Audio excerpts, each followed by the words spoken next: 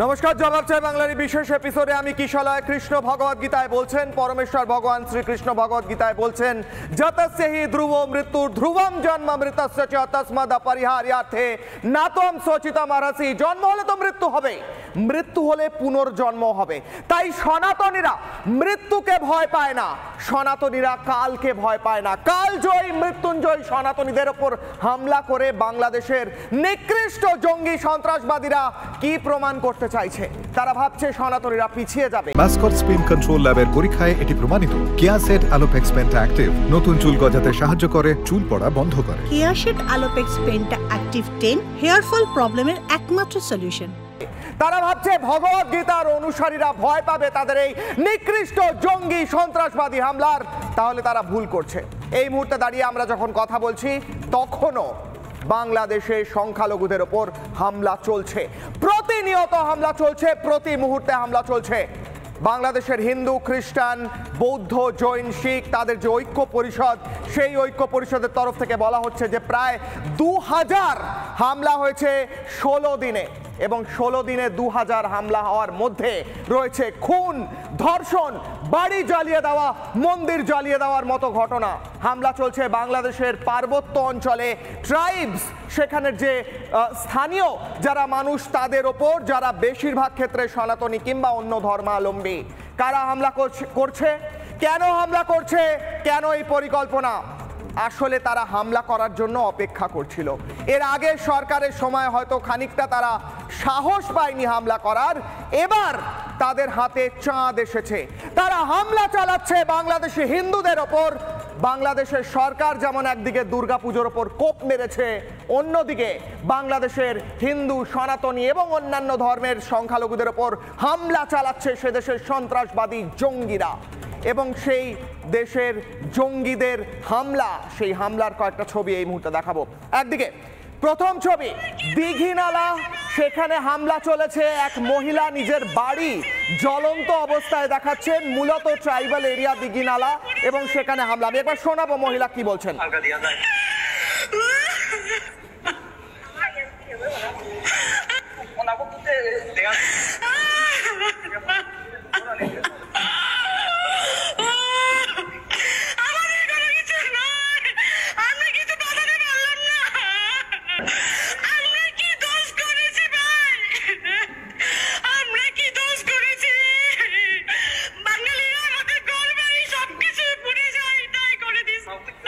মহিলা বলছেন, আমি কি দোষ করেছিলাম? তার বাড়িটা জ্বলে যাচ্ছে পিছনে।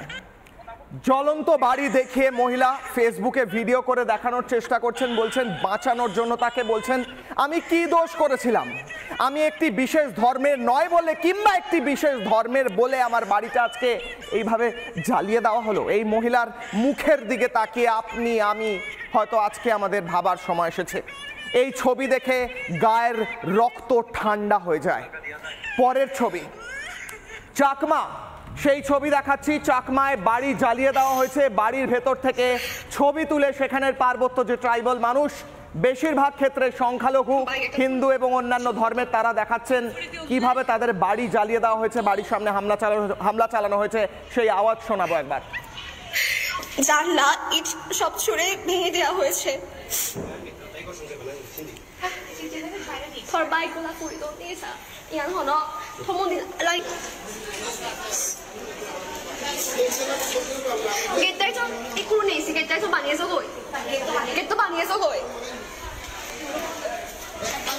আমি অনুরোধ করছি যদি কেউ পারেন প্রশাসনিক সহায়তা দেওয়ার জন্য। অলরেডি আমাদের কালিন্দীপুরের মধ্যে ঢুকে পড়েছে, আমাদের বাসার গেটও আতঙ্কে রয়েছেন প্রত্যেকে। আপনি আমি যখন বাড়িতে নিরাপদ আশ্রয় বসে আরাম করে এই শো দেখছি, আমি যখন এই স্টুডিও থেকে বড় বড় কথা বলছি, ইনি হাউ হাউ করে কাঁদছেন, একের পর একেরা হাউ হাউ করে কাঁদছেন, আপনার আমার সাহায্য চাইছেন, কিন্তু আমাদের যেন হাত বাঁধা রয়েছে। পরের ছবি দেখাই। শুধুমাত্র বাংলাদেশের যাদেরকে আমরা জঙ্গি বা সন্ত্রাসবাদী বলছি তারাই কি শুধু হামলা চালাচ্ছে? না, বাংলাদেশের সেনাবাহিনীর তরফ থেকে চাকমা পাহাড়ে সেখানে ট্রাইবালদের ওপর হামলা চালানো হচ্ছে বলে অভিযোগ, সেই ছবি উঠে আসছে। বাংলাদেশ সেনা আজ সন্ত্রাসবাদীদের ভূমিকা যেন পালন করছে, কিভাবে চাকমাদের ওপর হামলা করছে দেখুন।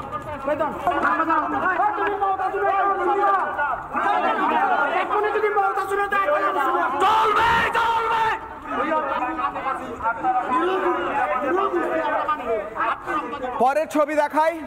রক্তাক্ত একজন সনাতন ধর্মাবলম্বী মানুষ, তাকে রক্তাক্ত করে দেওয়া হয়েছে। সেই ছবিও ঠিক করে দেখাতে পারছি না, ব্লার করা হয়েছে। তিনি এতটাই রক্তাক্ত এবং সেই রক্তাক্ত মানুষের রক্তের প্রতিটি ফোঁটা আজকে চিৎকার করে বলছে এর জন্য কোনো প্রতিবাদ হবে না। প্যালেস্তাইনের জন্য তো প্রতিবাদ হয়, আপনি আমি সবাই প্রতিবাদ করে থাকি, এর জন্য প্রতিবাদ হবে না, এই ভাইয়ের জন্য প্রতিবাদ হবে না।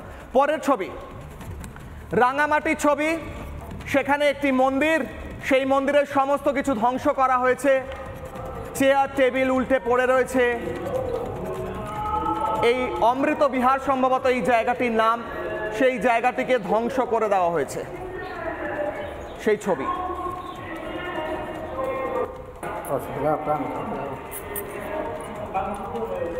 পদ্মাপাড়ে আক্রান্ত হিন্দুরা, এই কথা বলছি, হিন্দু, বৌদ্ধ, খ্রিস্টান, শিখ, এরা প্রত্যেকে বলছেন এরা আক্রান্ত এবং সেই ছবি উঠে আসছে। আমরা কি করছি? সময় এসেছে সোচ্চার হওয়ার। প্রশ্ন করছি আমরা, একটি বাইট শোনাবো। একজন মহিলা সনাতন ধর্মাবলম্বী, তিনি বলছেন বাংলাদেশে আজকে একটি নতুন স্লোগান উঠেছে, নতুন সরকারের নতুন স্লোগান। কি স্লোগান শুনুন। যে হাতে যাদের লাল টাকা তাড়াতাড়ি তাদের ভারত পাঠা, এর মানে কি? হাতে লাল টাকা কাদের থাকে? অবশ্যই সনাতনীরা হাতে লাল টাকা পরে সুন্দরভাবে এই শাহবাগে মিছিল দিয়েছে, হাতে যাদের লাল টাকা তাড়াতাড়ি তাদের ভারত পাঠা। ভাই আমরা ভারত থেকে এসেছি, আমরা ভারত থেকে এসেছি, আমাদের কেন ভারত পাঠাতে হবে? আমাদেরকে এই দেশে জন্ম হয়নি? মন্দিরে তো ওই যে মহারানী ভিক্টোরিয়া যে কোহিনূর নিয়ে গেছিলেন ভারত থেকে, এমন কোনো মহামূল্যবান সম্পত্তি তো মন্দিরে নেই যে মন্দির পাহারা দিতে হবে। আমার মন্দির পাহারা দেওয়ার কোনো প্রয়োজন নেই, মন্দিরে যাতে পাহারা না লাগে সেই ব্যবস্থা চাই। মন্দির পাহারা দেওয়া কোনো সুনাম ধন্য কাজ না। মন্দির কবে পাহারা দেয়? যদি মন্দির অনিরাপত্তায় ভোগে, যদি মন্দিরে হামলা হওয়ার ভয় থাকে, তখন মানুষ মন্দির পাহারা দেয়। তাহলে তার মানে নিশ্চয়ই আমাদের দেশে মন্দির হামলার ভয় আছে, তাই মন্দির পাহারা দিচ্ছে। তাহলে আপনি আগে মন্দির যাতে হামলা না হয় সেটা নিশ্চিত করুন, পাহারার কোনো প্রয়োজন নেই। বাংলাদেশের এই বোন বলছেন স্লোগান উঠছে, হাতে যাদের লাল তাগা তারা সবাই ভারত পালা, এরম কিছু একটা। কাদের হাতে লাল তাগা থাকে ভাবুন। কোন সন্ত্রাসবাদী জঙ্গিরা আজ ভয় দেখানোর চেষ্টা করছে? হাতে লাল তাগা যারা পড়ে থাকে, কিংবা আমার মতো যাদের মাথায় হয়তো শিখা আছে, তাদেরকে আলাদা করার চেষ্টা করছে। গর্বের সঙ্গে এই লাল তাগা কিংবা এই শিখা পড়ে সনাতন ধর্মাবলম্বীরা যারা ঘুরে বেড়ান, তাদের যদি এরা ভাবেন ভয় পাবে তারা, আবারও বলছি, ভগবদ গীতায় কৃষ্ণ বলছেন যতস্য হি ধ্রুব মৃত্যু ধ্রুবম জন্মামৃতস্য চ। জন্ম হলে মৃত্যু হবে, মৃত্যু হলে পুনর্জন্ম হবে। সনাতন ধর্মাবলম্বীরা কালজয়ী, মৃত্যুঞ্জয়ী, তারা মৃত্যুকে ভয় পায় না। কতগুলো হামলা হয়েছে বাংলাদেশে, এই মুহূর্তে দেখাবো একটি গ্রাফিক্স। কতগুলো হামলা হয়েছে বাংলাদেশে এখন পর্যন্ত সংখ্যালঘুদের উপর, গ্রাফিক্স। মোট অভিযোগ 2010টি 16 দিনে। সূত্র হচ্ছে হিন্দু, খ্রিস্টান, বৌদ্ধ ঐক্য পরিষদ। পরের স্লাইড, আগস্ট 4 আগস্ট থেকে 20 আগস্ট পর্যন্ত 2 কোটি সংখ্যালঘু আদিবাসীরা এই মুহূর্তে ভীত অবস্থায়, সন্ত্রস্ত অবস্থায় রয়েছেন, অনেকে বাড়ি ছাড়া। পরের স্লাইড, 157টি পরিবার অত্যন্ত গভীরভাবে আক্রান্ত হয়েছেন, যাদেরকে রক্তাক্ত করা হয়েছে কিংবা বাড়ি জ্বালিয়ে দেওয়া হয়েছে। বাড়ি ঘর দোকান হারিয়ে তারা নিঃস্ব হয়ে গেছেন যখন আমি আর আপনি এই আলোচনা করছি বাড়িতে বসে। পরের স্লাইড, মোট অভিযোগ 2010টি। এই সংখ্যা বলা হচ্ছে বাংলাদেশের যারা সংখ্যালঘু তাদের তরফ থেকে। এই মুহূর্তে আমি আলোচনায় যাব, আলোচনায় আমার সঙ্গে থাকবেন যারা বিভিন্ন ক্ষেত্রে নিজেদের পরিচয় ছেড়েছেন। তাদের মধ্যে অনেকে স্পিরিচুয়ালিটি, আধ্যাত্মিকতায় নিজেদের পরিচয় ছেড়েছেন, অনেকে রাজনীতিতে। আজকে কোনো বিতর্ক নয়, আজকে হচ্ছে সলিউশন। এর সলিউশন কি? কিভাবে বাংলাদেশের সংখ্যালঘুদের যাদের কথা শুনে, যাদের কান্না শুনে আমাদের আজকে হাড় হিম হয়ে যাচ্ছে, আমাদের আজকে রক্ত জল হয়ে যাচ্ছে, তাদেরকে কিভাবে বাঁচানো যেতে পারে? একসাথে বাঁচানোর সময় এসেছে কি? এই মুহূর্তে যারা আমার সঙ্গে আলোচনায় রয়েছেন, আমার সঙ্গে আলোচনায় রয়েছেন স্বামী পরমাত্মানন্দ মহারাজ, আমার ঠিক পাশে বসে রয়েছেন, তিনি মহামণ্ডলেশ্বর পরমহংস। আমার সঙ্গে অনলাইনে রয়েছেন ইসকনের ভাইস প্রেসিডেন্ট রাধারমন প্রভু, আমার সঙ্গে রয়েছেন মানুষ ভট্টাচার্য লেখক, আমার সঙ্গে রয়েছেন দেবাশিস চৌধুরী রাজনৈতিক বিশ্লেষক, আমার সঙ্গে রয়েছেন আজিজুল বিশ্বাস অধ্যাপক এবং আশুতোষ চ্যাটার্জি কংগ্রেস মুখপাত্র। আমি প্রথমেই যাব স্বামী পরমাত্মানন্দ মহারাজের কাছে। মহারাজ, এই বাংলাদেশে আমি একটু পরে দেখাবো বহু মন্দির, বহু এমন ঐতিহাসিক জায়গা যা সনাতন ধর্মাবলম্বীদের কাছে অত্যন্ত গুরুত্বপূর্ণ। শ্রী চৈতন্য মহাপ্রভুর বাবার জন্মস্থান এই বাংলাদেশ, ঢাকেশ্বরী কালী মন্দির। এই বাংলাদেশে আজকে এইভাবে বাঁচতে হবে, এই দিন এসেছে, কি করব আমরা? বাংলাদেশের অবস্থা অত্যন্ত আশঙ্কাজনক। সংখ্যালঘুরা শুধু হিন্দু নয়, হিন্দু, বৌদ্ধ, খ্রিস্টান সকলের ওপরই আঘাত নেমে আসছে। বিশেষ করে হিন্দু মন্দিরগুলোকে টার্গেট করা হচ্ছে, হিন্দুদের টার্গেট করা হচ্ছে, হিন্দু সাধু সন্ন্যাসী তাদেরকে টার্গেট করা হচ্ছে। ময়মনসিংহের নেত্রকোনার যে শ্মশানকালী মন্দির, সেখানে মা শ্মশানকালীকে ভেঙে একেবারে গুঁড়িয়ে দেওয়া হয়েছে, সেই চিত্র আমরা দেখতে পেয়েছি। শুধু তাই নয়, হিন্দু শিক্ষিকাকে গলায় জুতোর মালা পরিয়ে রাস্তা দিয়ে হাঁটানো হচ্ছে।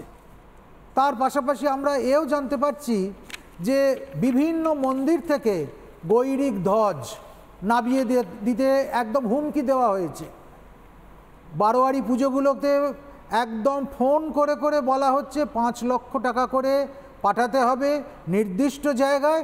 সেটা যদি পাঠানো হয় তারপর তারা সিদ্ধান্ত করবে টাকাটা নেবার পর আদৌ সেই পুজো হতে দেবে কি দেবে না। এই রকম একটা দমবন্ধ পরিস্থিতি।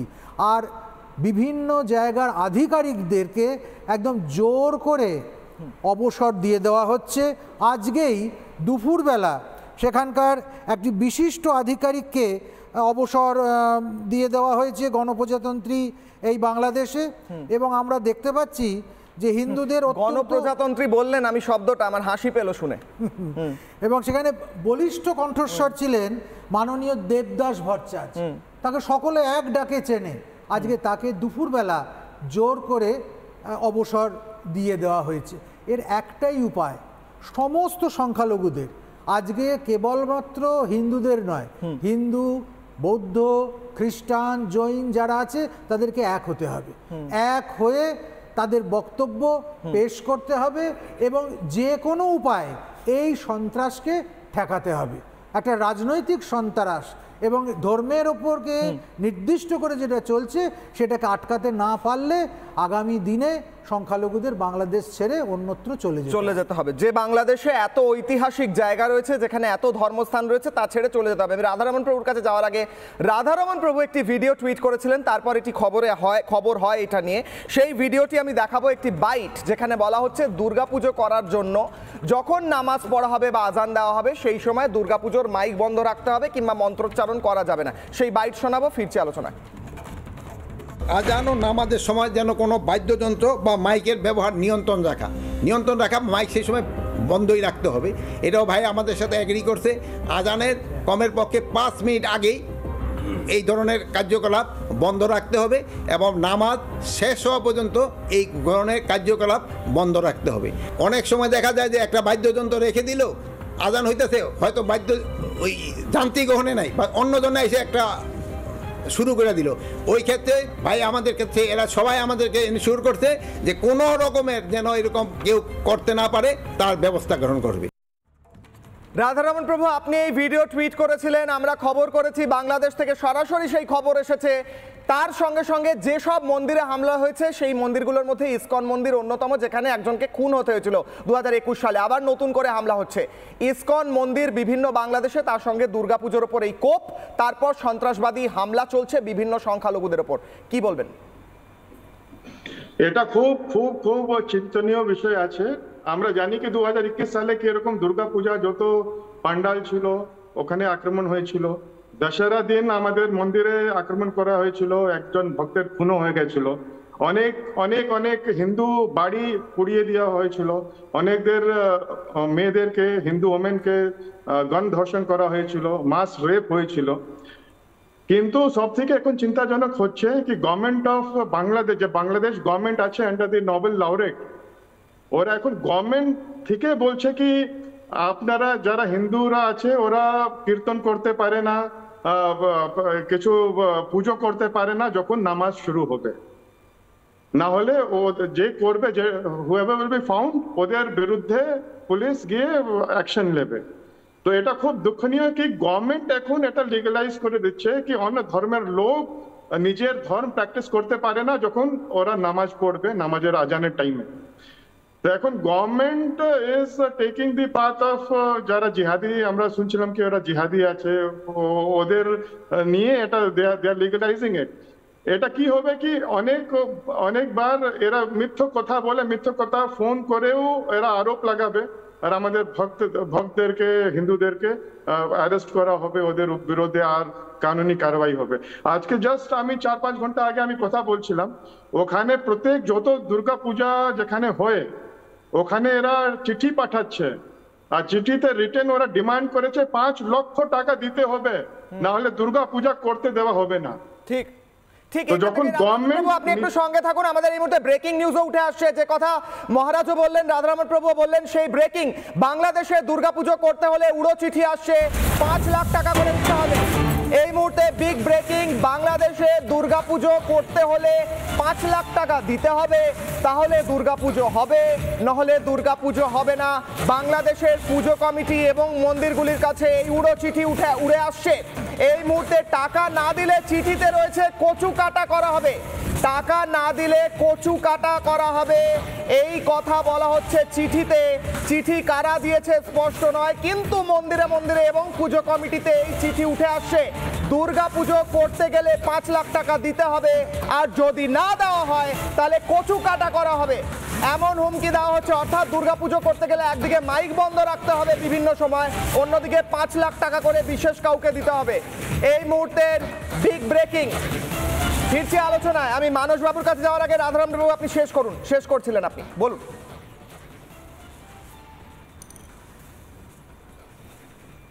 রাধারমণ প্রভু বলুন। হ্যাঁ, হরে কৃষ্ণ। তো অ্যাকচুয়ালি আমরা খুব এখন চিন্তিত আছি। আমরা দেখেছি কি 2021 সালে কি তাণ্ডব এরা চালিয়েছে। এখন government they have officially declare কি এরকম হিন্দুদেরকে 8th ক্লাস সিটিজেন হয়ে ওদের নিজের ধর্ম পূজা বন্ধ করতে হবে, আজানকে প্রথম প্রেফারেন্স দিতে হবে। আমরা এখন দেখছি কি এরকম 5 লাখ টাকা না দিলে এরা কি করবে আমরা জানি না। আর আমরা এটা দেখলাম কি কালকে এরা ট্রাইবাল এরিয়াতে খুব অ্যাটাক করেছে, মতলব আপনার ভিডিও পুরো সোশ্যাল মিডিয়াতে আছে কিরকম এরা জিহাদিরা দৌড়িয়ে দৌড়িয়ে বলছে কি এখন লড়াই শুরু হয়ে গেছে, লড়তে হবে। আর হিল এরিয়াতে যেখানে বুদ্ধিস্ট থাকে, অনেক ট্রাইবাল ফ্যামিলি থাকে, কালকে 3টে বুদ্ধিস্ট আর একটা হিন্দুকে কালকে ওরা খুন করেছে, ওদের যত জিনিসপত্র আছে ওটা লুটে নিয়েছে। একটু সঙ্গে থাকুন, আমি প্রত্যেকের কাছে একবার যাবো, আজকে সময় কম। মানস বাবু, এই মুহূর্তে যে খবর ব্রেক করলাম আমরা একটু আগে দেখালাম, বলা হচ্ছে যে একটি ধর্মের একটি অনুষ্ঠান চলার সময় দুর্গাপুজো বা আরেকটি ধর্মের অনুষ্ঠান বন্ধ রাখতে হয়। ভারতে তো এরকম কোনো নিয়ম নেই যে আরতি করার সময় খ্রিস্টান চার্চে কিছু বন্ধ রাখতে হবে কিংবা মসজিদে কিছু বন্ধ। ভারতবর্ষে এরকম নিয়ম নেই, আর কোথাও নেই। বাংলাদেশেও এতদিন ছিল কিনা আমি জানি না, কিন্তু এখন সেই নিয়ম পালন না করলে ব্যবস্থা না হবে। অন্যদিকে দুর্গাপুজো করতে গেলে উড়ো চিঠি আসছে, 5 লাখ টাকা করে দিতে হবে, আর অন্যদিকে এই কান্নার আওয়াজগুলো। এর কোনোটাই অপ্রত্যাশিত নয়, কারণ বাংলাদেশের সংবিধান কিন্তু ইসলামিক সংবিধান, সংবিধান অনুসারে বাংলাদেশ একটি ইসলামিক কান্ট্রি, এটা খুব স্পষ্ট। এবং ইসলামিক কান্ট্রিতে যদি কোনো অহিন্দু থাকতে চায়, যদি কোনো অহিন্দু তার ধর্মাচরণ করতে চায়, তাহলে তাকে নির্দিষ্ট কর দিয়েই করতে হবে, এবং সেটা ইসলামিক শাস্ত্রসম্মত। একদম খুব পরিষ্কার বলা আছে ইসলামিক শাস্ত্রে যে কোনো ইসলামিক রাষ্ট্রে যদি কোনো অহিন্দু বসবাস করতে চায় তাকে সেই রকম কর দিয়েই থাকতে হবে। সুতরাং এর মধ্যে অনৈতিক কিছু নেই। প্রশ্নটা হচ্ছে বা ভয়ের যে জায়গাটা, সেটা হচ্ছে যে দুর্গাপুজো সামনে আসছে আর কয়েকদিন পর, তার সূচনা হয়েছিল বাংলাদেশে রাজশাহীর কাছে একটি জায়গা আছে, সেখানে তাহেরপুরের জমিদার কংসনারায়ণ এবং তার ছেলে দেবীনারায়ণ তারা মিলে বাংলাদেশ থেকে এই দুর্গাপুজোর সূচনা হয়েছিল। তারপরে সেটা সারা পশ্চিমবঙ্গে এখন যেটা পশ্চিমবঙ্গ সেখানে ছড়িয়ে পড়ে, সেখানেই দুর্গাপুজো আজকে সংকটের মুখে পড়েছে। কিন্তু এটাও ঘটনা যে আজকে যে অত্যাচার হচ্ছে এটা নিয়ে কোনো অবাক হবার কারণ নেই, কারণ এটা প্রথম নয়। যদি পরপর দেখো, গান্ধারী, তার বাবা সুবলা, আফগানিস্তান পুরোটাই সনাতন সংস্কৃতি ছিল, পুরোটা মৌলবাদীদের দখলে চলে গেছে। পুরোটাই গান্ধারীর রাজত্ব ছিল, সনাতন সংস্কৃতি। গোটা মহাভারতে যত জায়গার নাম আছে তার মধ্যে অজস্র জায়গা আফগানিস্তানের, সেটা মৌলবাদীদের দখলে চলে গেছে। পাকিস্তান মৌলবাদীদের দখলে চলে গেছে, বাংলাদেশ মৌলবাদীদের দখলে গেছে। কেন যাচ্ছে? মানে আমরা ইরানি বালিকা যেন মধুচারিণী, একটা ফুটফুটে মেয়েদের দেশ নজরুলের কবিতায় আছে। এখন এই মৌলবাদীদের দখলে যাওয়াটাকে আমরা আটকাতে পারছি না কেন? তার কারণ হচ্ছে এই যে আমি রাধারমণ প্রভু এখন শুনছেন কিনা জানি না, তিনি কৃষ্ণের ভক্ত। তার কাছে আমার অনুরোধ, কৃষ্ণ গীতাতে বলছে তস্মাৎ তমুত্তিষ্ঠ যশল অবশ্য জিত্মা শত্রুন ভৈক্যমপি অলোকে। 35 লক্ষ ইস্কন ভক্ত আছে বাংলাদেশে। আমি নিজে বহুবার বাংলাদেশে গেছি। আমি এবছর বাংলাদেশের কান্তজিউ মন্দিরে 50,000 লোক নিয়ে গীতা পাঠের আয়োজন আমি করেছিলাম ভারত থেকে গিয়ে। কেন 35 লক্ষ লোক নিয়ে এই রাধারমণ প্রভুর মতো লোকেরা রাস্তায় নামছেন না? আশ্রমে বসে বসে জ্ঞান দিয়ে লাভ হবে না। আপনি দুর্গার হাত থেকে অস্ত্র কেড়ে নেবেন, দিয়ে পদ্ম ফুল ধরিয়ে দেবেন, প্যান্ডেলে জুতোর প্যান্ডেল করবেন কলকাতায়, দিয়ে বলবেন যে কেন সনাতনীরা রক্ষা পাচ্ছে না। আপনি কৃষ্ণের সুদর্শন চক্র কেড়ে নেবেন, দিয়ে তার হাতে বাঁশি ধরিয়ে গোপীদের সঙ্গে নাচিয়ে দেবেন, দিয়ে বলবেন কৃষ্ণের মন্দির কেন ভাঙছে। আপনি শিবের ত্রিশূল কেড়ে তার হাতে গাঁজার খোলকে ধরিয়ে দেবেন, দিয়ে বলবেন কেন শিব মন্দির ভাঙছে। দেবতাদেরকে তার স্বরূপে ফেরান, প্রত্যেক সাধু সন্ত রাস্তায় নামুন, সনাতন ধর্ম রক্ষা পাবে। আর সনাতন সংস্কৃতি যদি রক্ষা না পায় তাহলে কিন্তু বাংলাদেশ, পাকিস্তানে যেরকম গণতন্ত্র নেই, সমাজতন্ত্র নেই, শিল্পীদেরকে কাটা হচ্ছে, মাজার ভাঙা হচ্ছে, মানে একা বিপদ কিন্তু হিন্দুদের নয়। বাংলাদেশে লালন শাহর মাজার ভাঙা হচ্ছে, একের পর এক মাজার ভাঙা হচ্ছে, সেখানকার শিল্পীরা বিপদে আছে, সবাই বিপদে আছে। মানসবাবু, আমি ছোট্ট করে একবার উত্তর নেব। রাধারমণ প্রভু, মানসবাবু বলছেন ইসকনের ভক্তরা, অন্যান্য সাধু সন্তরা রাস্তায় নামুন, রাস্তায় নামছেন। ইনফ্যাক্ট আমি আজকে 9টার শোতে আমরা দেখাবো কিভাবে বাংলাদেশের হিন্দুরা একজোট হয়ে তারা প্রতিবাদ করছেন, প্রতিরোধ করছেন, কিন্তু আরো জোরালো হওয়া উচিত। আপনারা কি এরকম কিছু প্ল্যান করছেন রাধারমণ প্রভু? বাংলাদেশের স্থিতি খুব খারাপ আছে। আমাদের আপনারা দেখেছেন অনেক ব্রহ্মচারী, ওরা আমাদের যে বাংলাদেশের হেড আছেন উনিও সবাই রাস্তায় রয়েছে। বাংলাদেশে এরকম সিচুয়েশন আছে কি যদি হিন্দু আলাদা আলাদা থাকবে তাহলে ওরা শেষ করে দেবে। সেই জন্য এখন সবাই ইউনাইটেড আছে, ওরা ইউনাইটেডলি ফাইট করছে। কিন্তু কথা হচ্ছে কি কতদিন একসঙ্গে আমরা হাত ধরে থাকতে পারবো? অনেকবার কি হয় কি যখন প্রোটেস্ট মার্চে ওরা পার্টিসিপেট করে কিন্তু সবাইকে বাড়িতে যেতে হয়, কিন্তু ওদের লোকেশনটা এরকম জায়গা আছে, they are surrounded by other Muslim family. ঠিক, আপনি বলছেন প্রতিবাদ করে একজোট হয়ে তারপর যখন বাড়ি যায় তখন বাড়ি জ্বালিয়ে দেওয়া হয়। ভয়ঙ্কর কথা বলছেন রাধারমণ প্রভু। একটু সঙ্গে থাকুন আমাদের, আমি একটি গ্রাফিক্স দেখাবো এই মুহূর্তে দাঁড়িয়ে একটি গ্রাফিক্স। বাংলাদেশ হিন্দুদের, সনাতন ধর্মাবলম্বীদের বিভিন্ন তীর্থস্থান রয়েছে, সেই তীর্থস্থানগুলো দেখে আমি আলোচনায় ফিরবো। 3 জন এখনো বলা বাকি রয়েছেন। এই মুহূর্তে দাঁড়িয়ে সেই গ্রাফিক্স, কি কি মন্দির রয়েছে বাংলাদেশে যেখানে হিন্দুরা, সনাতন ধর্মাবলম্বীরা বারবার যান, অত্যন্ত গুরুত্বপূর্ণ। ঢাকেশ্বরী জাতীয় মন্দির, ঢাকা নাম হয়েছে ঢাকেশ্বরী মন্দির থেকে, সেই মন্দির। কান্তজিউ মন্দির যে কথা বলছিলেন মানসবাবু, দিনাজপুরের কান্তজিউ মন্দির, বাংলাদেশে কৃষ্ণের মন্দির। চৈতন্য মহাপ্রভুর পৈতৃক ভিটে রয়েছে বাংলাদেশে সিলেটে, যেখানে চৈতন্য মহাপ্রভুর বাবা জন্মগ্রহণ করেছিলেন।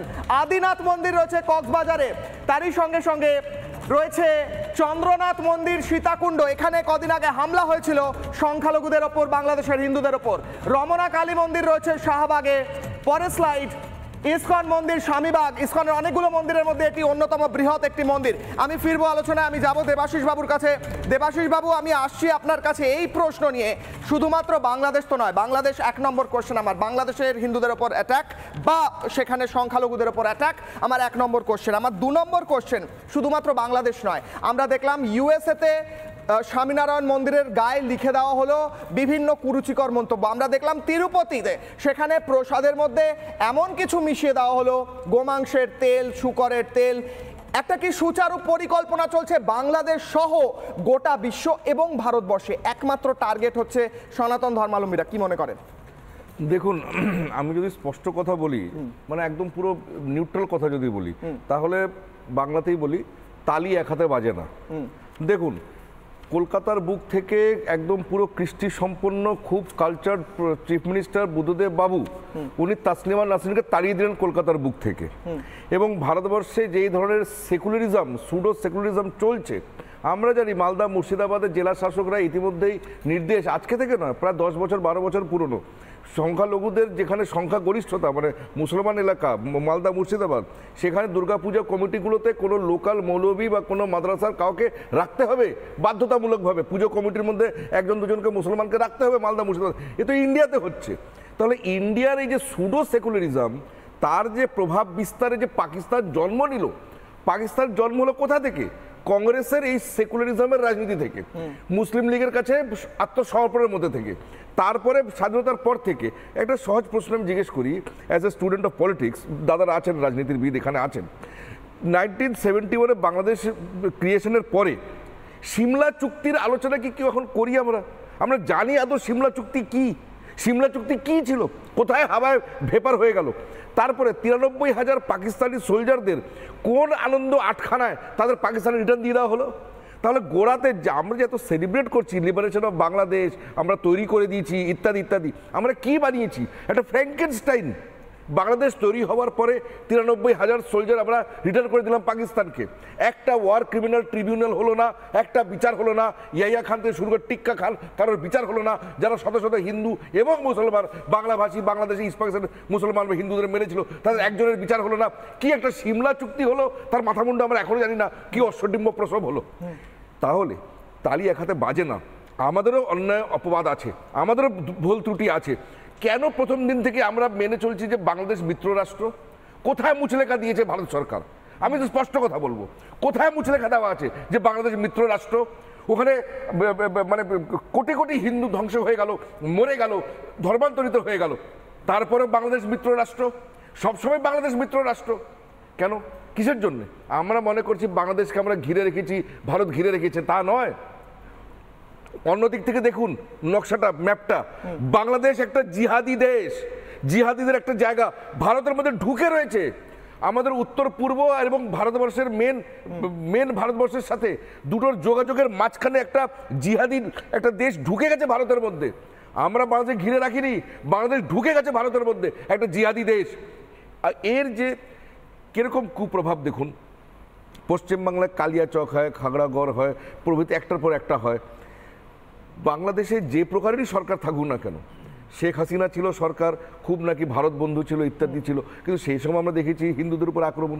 আর এখন তো ঘোষিতভাবে ইউনুস, উনি খুব প্রকাণ্ড পণ্ডিত, খুব পণ্ডিত ব্যক্তি ইউনুস, কিন্তু ইউনুস উনি একজন মুখোশ, কিন্তু কিছু ওনাকে সংখ্যালঘুরা বলছেন পিসি করে যে ওনার কাছে আমরা গেছি, উনি কিচ্ছু করেননি। ওনাকে উপরে বসিয়ে রাখা হয়েছে, রেখে প্রকারান্তরে ওখানকার জিহাদি জামাত তবলিগ আছে তারা শাসন করছে। দেবাশিস বাবু একটু সঙ্গে থাকুন, আমি একটা গ্রাফিক্স এই মুহূর্তে দেখাবো। বাংলাদেশের কথা আমরা বলছি, সেই নিয়ে আমি রাজনীতিবিদ যারা রয়েছেন কিংবা অধ্যাপক তার কাছে যাব।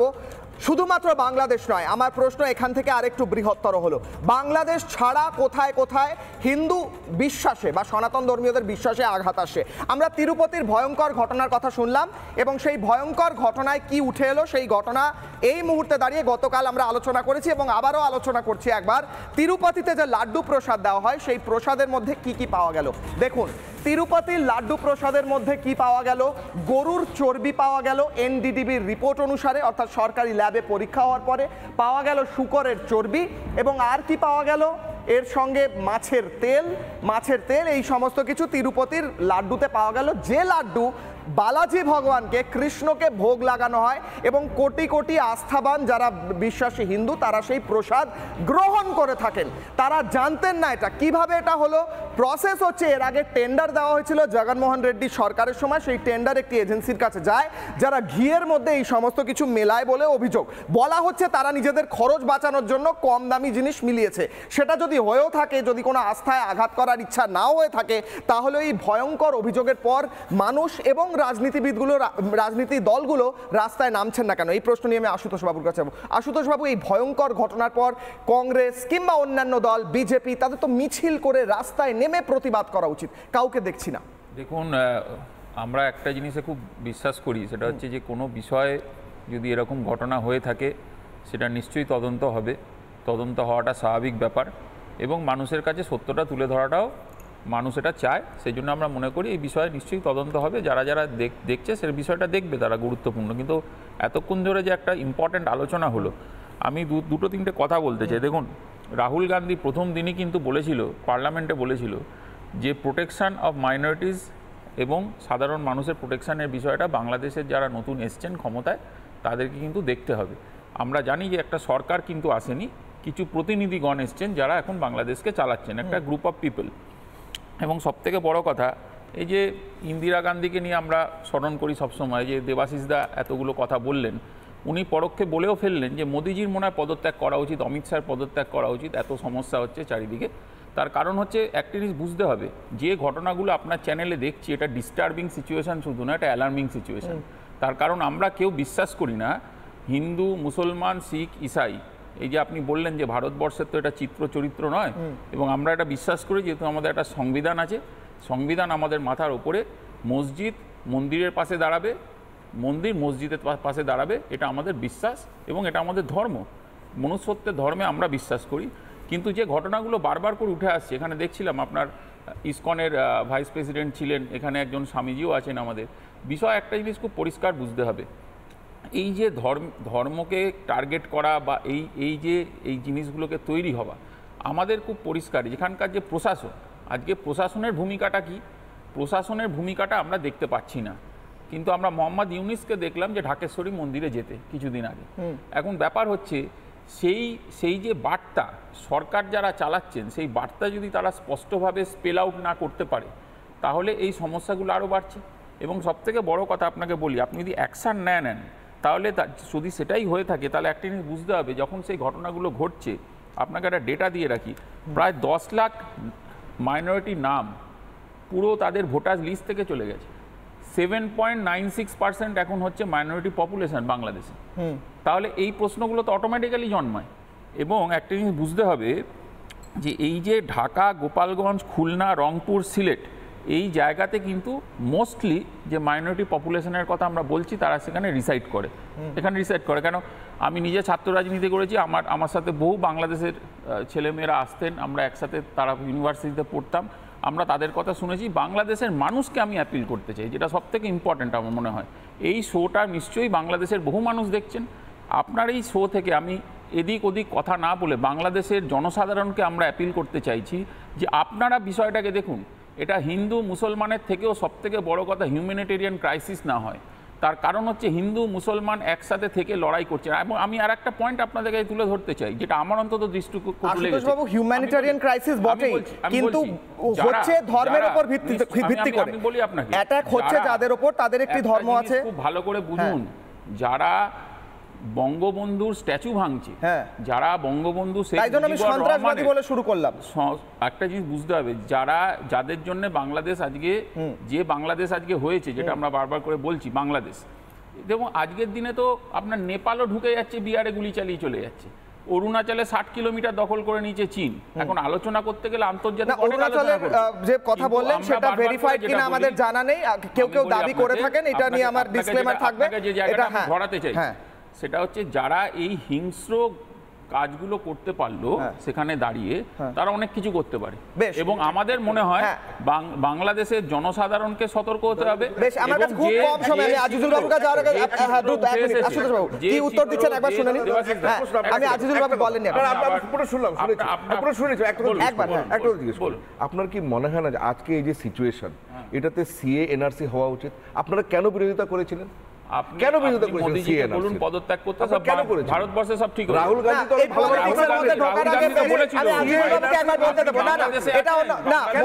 মোদি বাবুর পদত্যাগ, মমতা বন্দ্যোপাধ্যায়ের পদত্যাগের দিকে যাচ্ছি না, রাহুল গান্ধীর পদত্যাগ।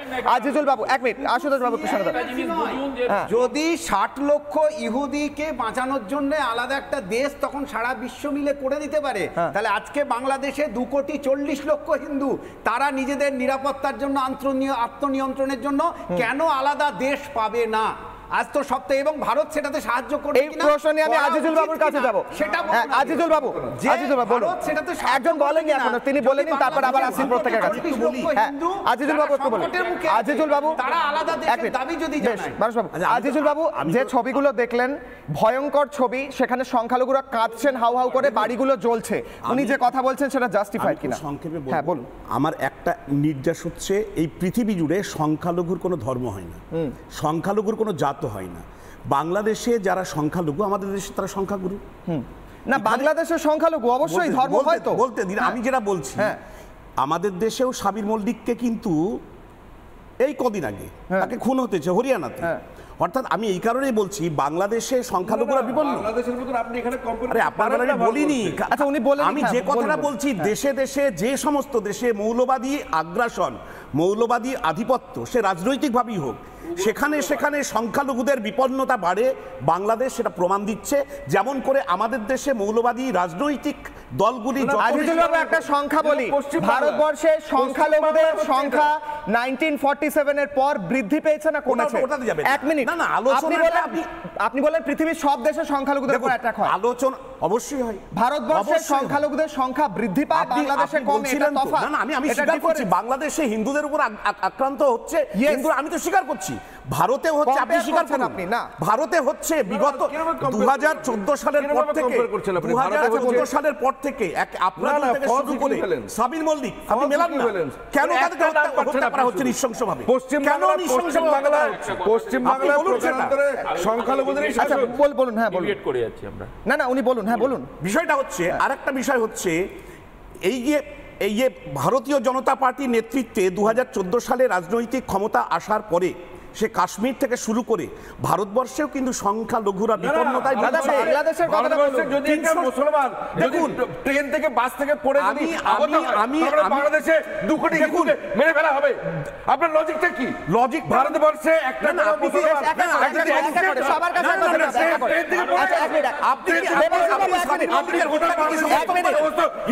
প্রধানমন্ত্রী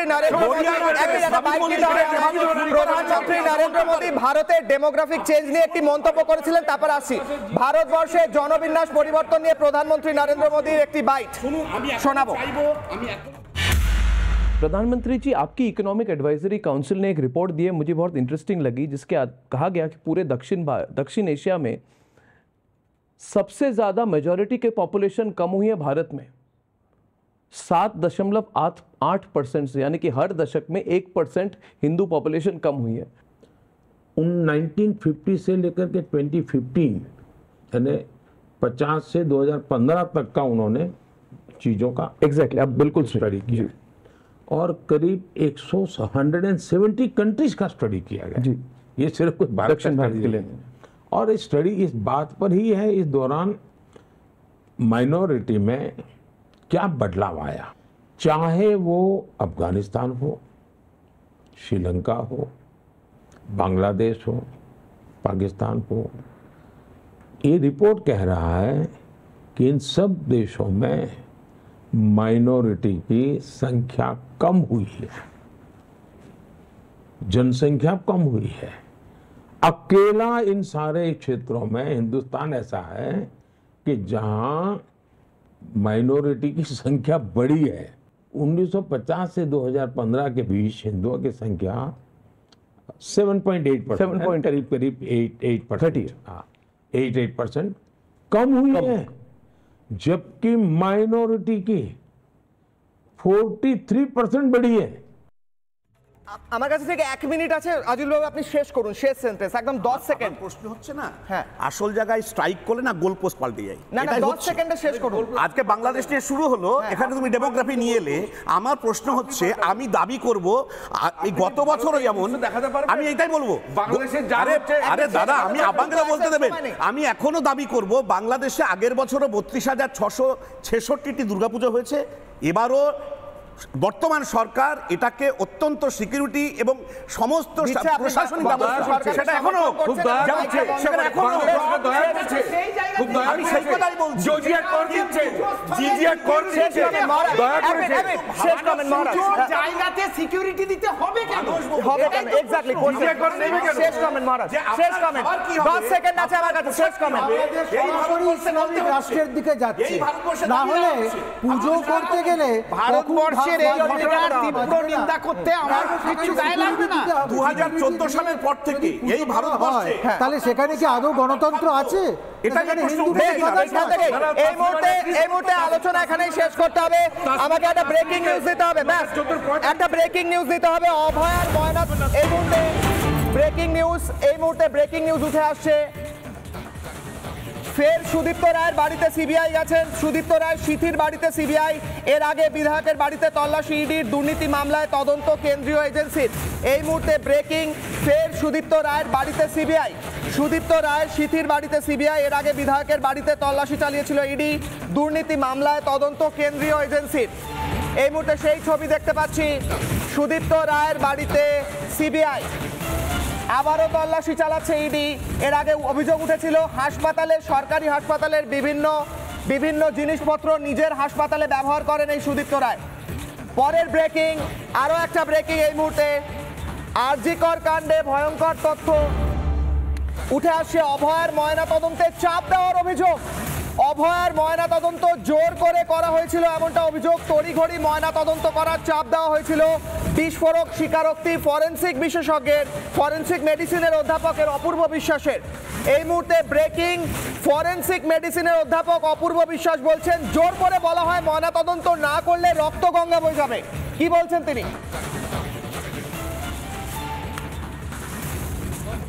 মেয়ের কাকা পরিচয় একজন ছিল যে বলেছিল ওই দিনকে পোস্টমর্টম না হলে রক্তগঙ্গা বইয়ে দেবে। বাড়ির লোককে বলেছিল তাড়াতাড়ি করতে, পেপার আসার জন্য দেরি হওয়ার জন্য একটু দেরি হয়েছিল। বাড়ির লোক থেকে প্রেসার করা হয়েছিল ওই দিন পিএম না হলে রক্তগঙ্গা বয়ে যাবে। এক্স কাউন্সিলর বলে একজন কেউ ছিলেন, নাম বলতে পারবো না। এক্স কাউন্সিলর বলেছিলেন? হ্যাঁ, কাকে বলেছিলেন? আমাকে বলেছিলেন, ওনার রিলেটিভ একজন কেউ, নট ব্লাড রিলেটেড, মেবি বাইরের বাইরের লোক। আচ্ছা, বলেছিলেন পোস্টমর্টম ওই দিনই করতে হবে। ওই দিনই করতে হবে? ওই দিনই করতে হবে। বাড়ির ওনাদের বাড়ির ওখানকার এক্স কাউন্সিলর।